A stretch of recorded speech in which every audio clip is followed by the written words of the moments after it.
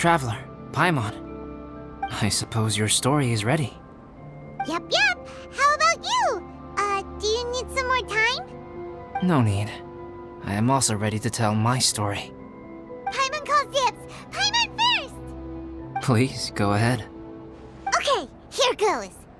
Once upon a time, there was an evil researcher who went into the mountains and did a crazy experiment on whopper flowers to transform their appearance. After a lot of pain and suffering, the whopper flowers finally took on a human form. Then they stood by the side of the mountain to wait for unsuspecting bypassers. To whoever spoke to them, they would ask some questions such as, "Who am I? Who are you?" If the bypasser got the wrong answer, the last sound they'd make would be a yelp before the whopper flower ate them alive in one bite.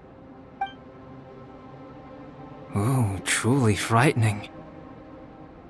What the? You two aren't scared at all! Don't go nitpicking, okay?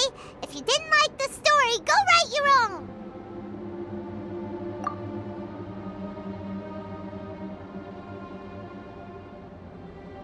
In other words, the whopper flowers would ambush and then completely replace their victims. And then what? Go back to where the person lives? Enter their home? Eat their whole family?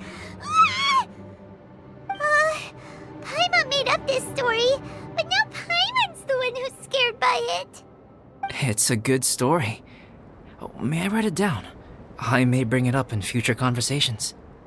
What for? Just to scare people with? Yes. You've got a real mean streak, Albedo.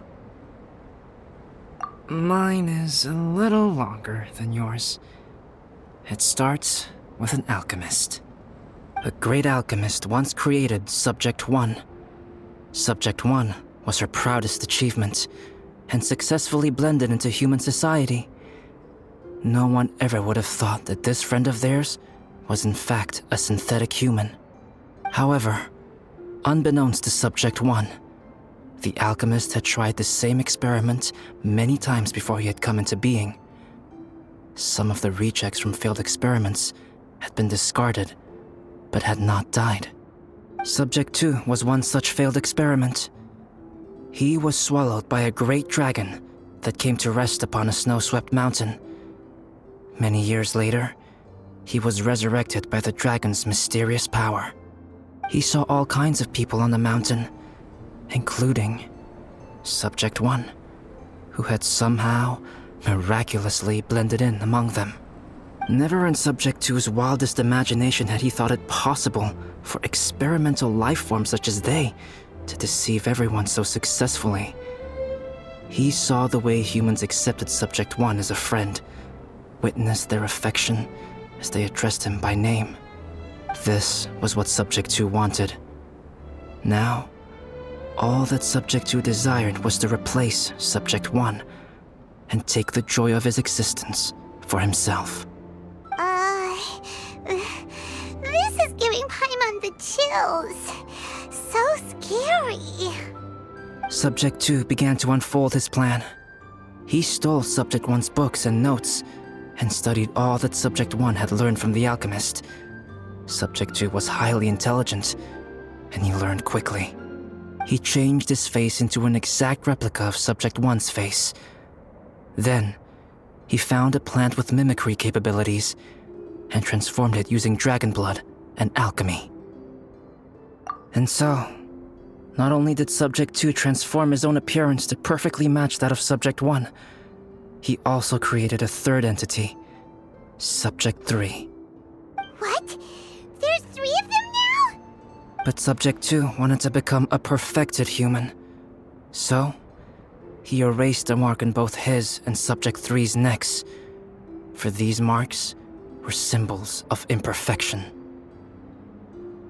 In my view, it was probably a subconscious act, an instinct.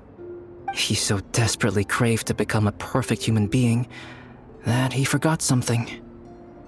Human beings are defined by their flaws. Subject 2's plan was meticulously crafted. Subject 3 would draw Subject 1's attention. After Subject 1 disposed of Subject 3, he would assume the threat had now disappeared and would let his guard down. The next moment that Subject 1 was alone, Subject 2 would make his move. He would eliminate Subject 1 and become the only one remaining.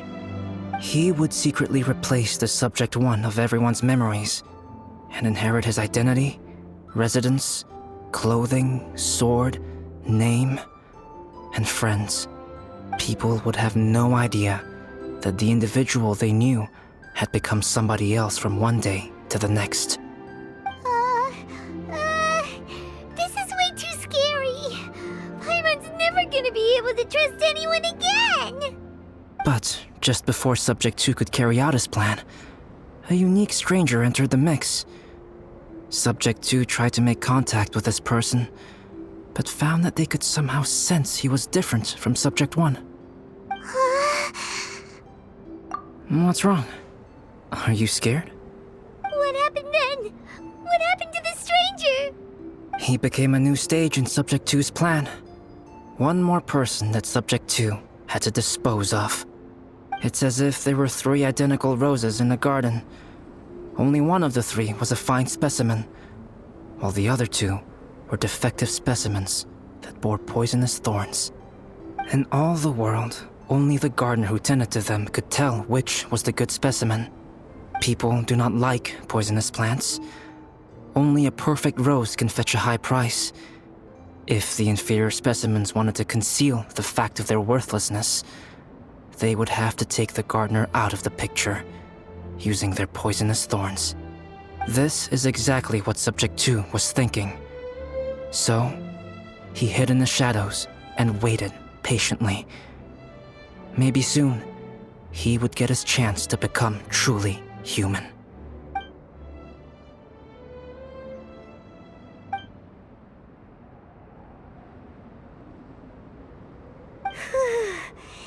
That was intense!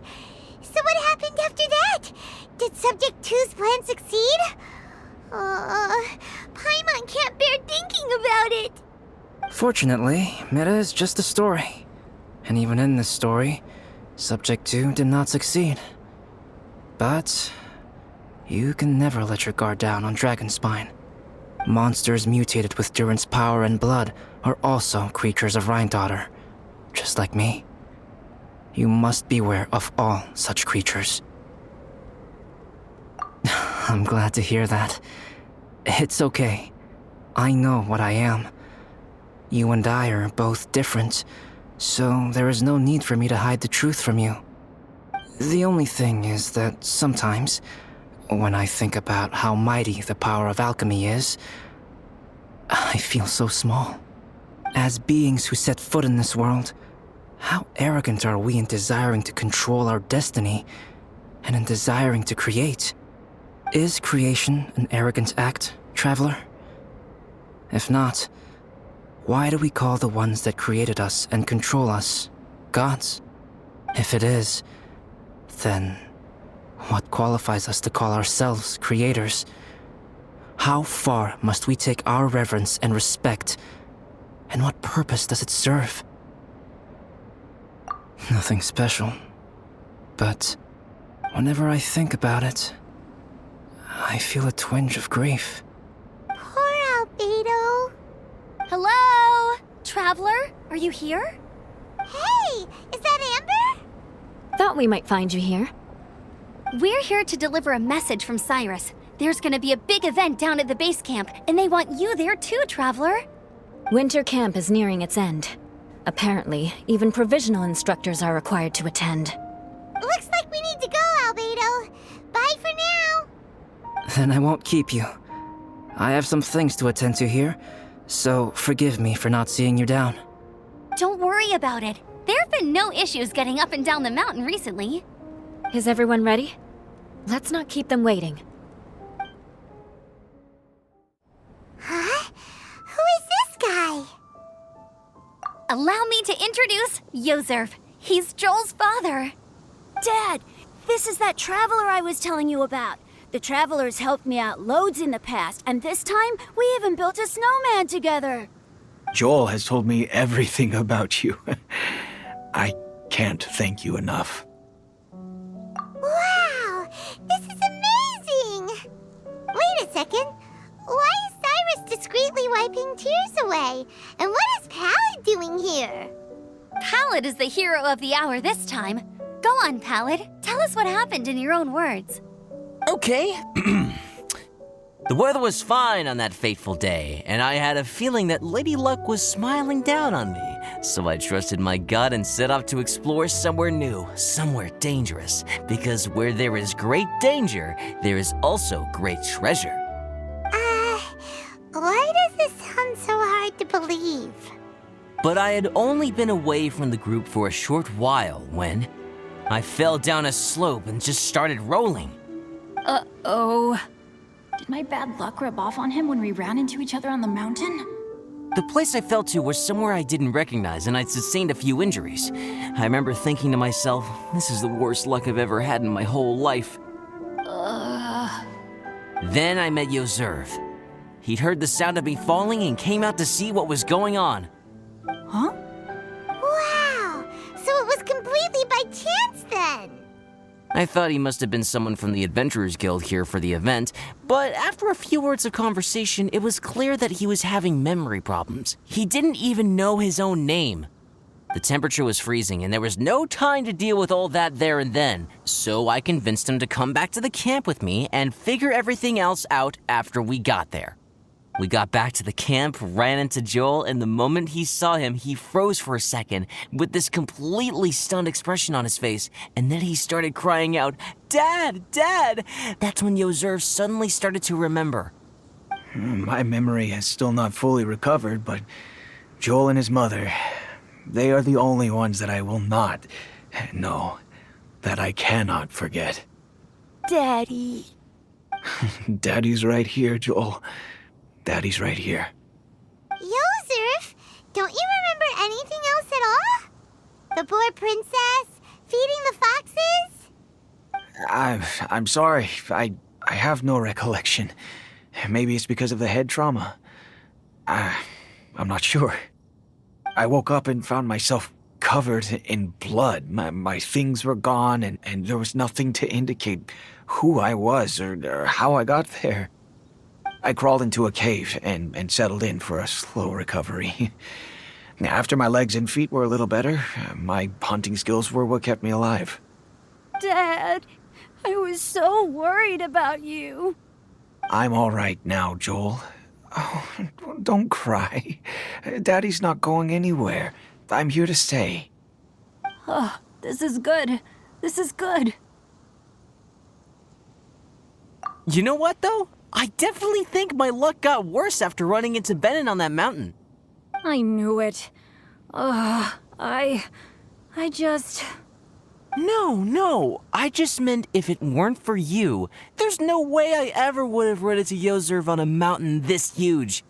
Besides, we got back safely, didn't we? So don't blame yourself. Maybe sometimes miracles can only happen when you get just unlucky enough. Pallad. When did you become such a smooth talker, huh? Huh? Am I? I was just telling the truth. Oh, yeah. I want to say thank you to the Traveler, Uncle Cyrus, Auntie Eula, and Auntie Amber. Thanks, everyone. You all helped look after me, and I will always remember it. But I guess I can't take the snowman with me, or it'll melt once it leaves Dragonspine. It's such a shame. Oh, I can help with that. One moment. Huh? Eula? Here, take this. It's powdered rime. Just add it to your snowman, and it will never melt. Wow! Really? Oh, this is awesome! You're the best, Auntie Eula! Dad, I have an unmeltable snowman now! How cool is that? How can I ever repay you all? Thank you all. Thank you from the bottom of my heart. Dad, I want to go move the snowman. Can we do it now, please? Okay. I'll be leaving with Joel now. I'm sure I'll see you all another day. Very well, very well. It's time for Pallad and I to have another discussion concerning his breaches of adventurer discipline. Huh? But Cyrus, I think I kind of made up for my mistakes this time, you know? See you guys! Oh, I made this for you and Amber. Think of it as a winter souvenir. Aw, are you sure? This must be really important to you. Come on now, just take it. No need to make such a fuss. Wow! Now our snowman won't melt either! Great! You're welcome. Just keep it, that's all I ask. Amber and I have some business to attend to now. See you later. See you! Everyone's gone. Seems like they've all got their own stuff to do now. Oh! You know what? We've been on Dragonspine all this time, and somehow Paimon still forgot to ask Albedo about how to make a fruit juicifier machine that could keep the juice fresh. Maybe we should try Timaeus again. He does seem pretty eager to please after all. Timaeus! Traveler and Paimon, what can I do for you? Wait a minute. You've got that mischievous look on your face. Oh, you're not still thinking about that ridiculous juicer thing, are you? Timaeus, will you help us? Well, if the Traveler isn't really interested, then, yeah, maybe I'll give this one a pass. It's just the weirdest request ever. No, but Paimon's Sunsettias are gonna go to waste without it.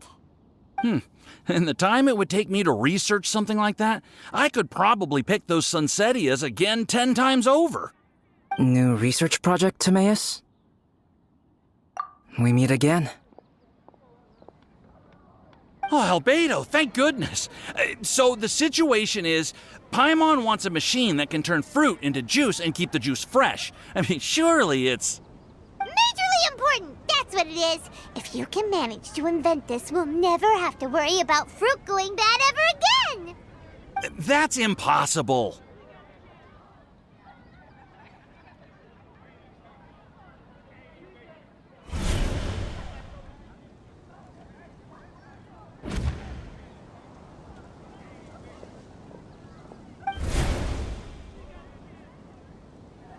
Turning fruit into juice is not hard, but keeping it fresh is more difficult.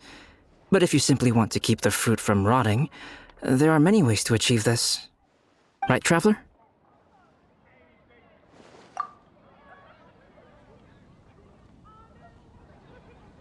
What about his neck? What's wrong? Is there something on my neck? From the look on your face, it's as if you thought I just played a practical joke on you that was in exceedingly poor taste. Albedo, you were saying, how do you stop fruit from going bad?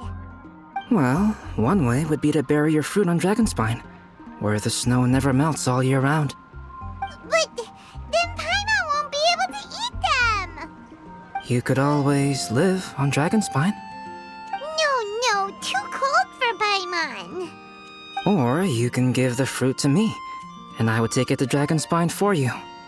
But since you don't like the cold, you'd have to send someone else to pick them up when you want them.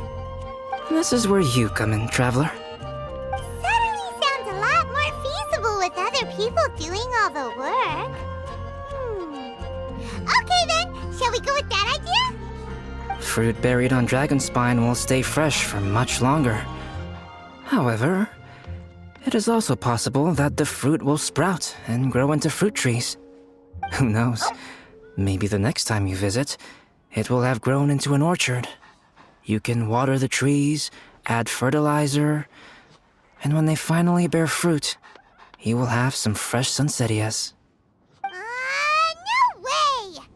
Then Paimon will have to be a gardener! That's not the goal here. Oh? don't think being a gardener is so bad.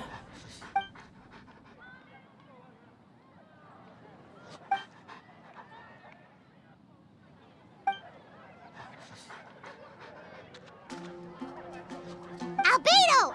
Stop trying to get your hands on Paimon's super sweet Sensitias! It bothers you, does it?